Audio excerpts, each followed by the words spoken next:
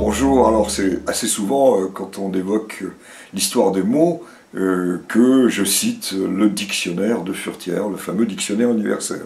Donc je vais en parler aujourd'hui un peu plus profondément, parce qu'on l'a ici, et rappeler quand même que ce sont ces dictionnaires de la fin du XVIIe siècle, du grand siècle, donc on est sous Louis XIV, et où sont parus 3 dictionnaires fondateurs, le Richelet en 1680, le premier dictionnaire en français, un mot en français défini en français, avant il y avait le latin entre les deux, et le Furetière, dictionnaire universel, l'ancêtre dans le fond du Larousse, et puis le dictionnaire de l'Académie française en 1694, qui en est à sa 9e édition et qui est gratuit sur Internet, donc c'est tout à fait intéressant. Alors, ce fameux Furetière, le voilà, il n'est pas léger, je m'en suis beaucoup servi, je l'ai souvent prêté parfois, mes étudiants, alors vous voyez, le travail, il y en a un petit bout, heureusement tous les autres sont en bon état.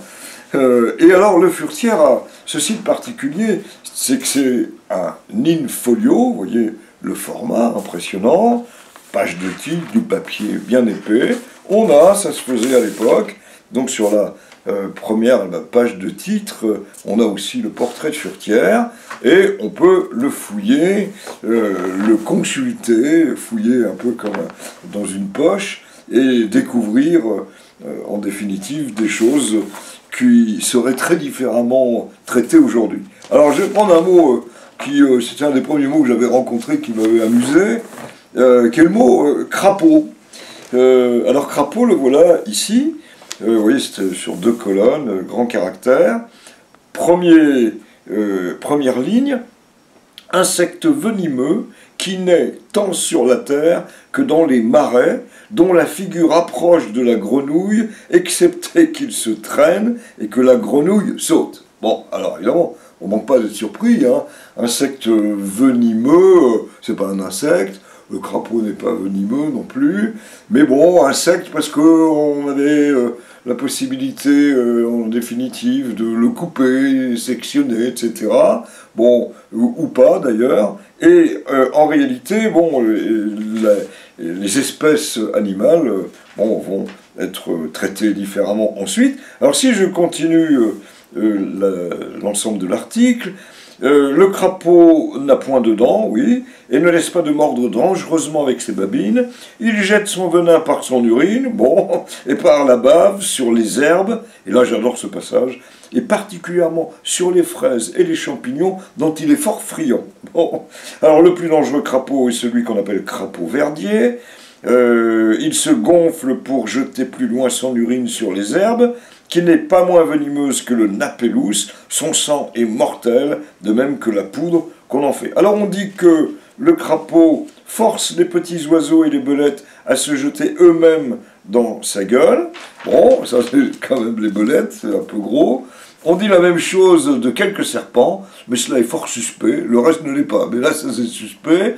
Le crapaud a pour ennemi le busard, qui le dévore. Alors là, je prends un ton ironique, je ne devrais pas, parce qu'en vérité, dans les dictionnaires de l'époque, on n'est pas censé dire la vérité. On est censé rappeler ce qu'on dit sur le crapaud. Donc ça ne veut pas dire que l'auteur croit tout ce qui est indiqué là, ça veut dire que voilà des choses qui sont dites. Alors parfois on est étonné, crapaudine, on n'en parle plus.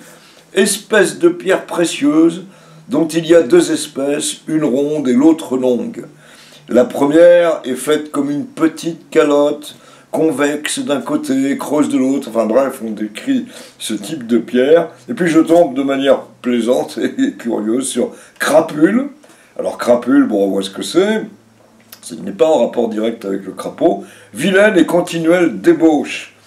Excès de vin ou d'autres liqueurs qui enivrent les plonge dans une vilaine crapule. Et alors là, il aime la crapule. Et on ajoute, les peuples du Nord sont fort sujets à la crapule. Bon, alors nous voilà habillés pour l'hiver quand on est au Nord, et en même temps on sent bien que tout ça est précieux pour nous, parce que ça nous donne des représentations, une sorte de photographie d'un moment, de cartes. Et donc, c'est toujours un délice de consulter ces dictionnaires. Et pour les avoir lus de part en part, c'est vrai que ça fournit un certain nombre d'images d'hier qui nous font sourire et en même temps sont émouvantes. Alors, il est vrai qu'aujourd'hui, quand on prend le petit Larousse, là, le crapaud, on en a la photo, le dessin, bon, on a un squelette au-dessus, ça on peut peut-être l'oublier, puisqu'il n'est pas venimeux. Donc le crapaud et le squelette, aucun rapport. Laissons tomber la crapaudine et pensons à cet animal qui finalement est mal servi. Heureusement, il y a des crapauducs pour qu'ils puissent traverser les autoroutes.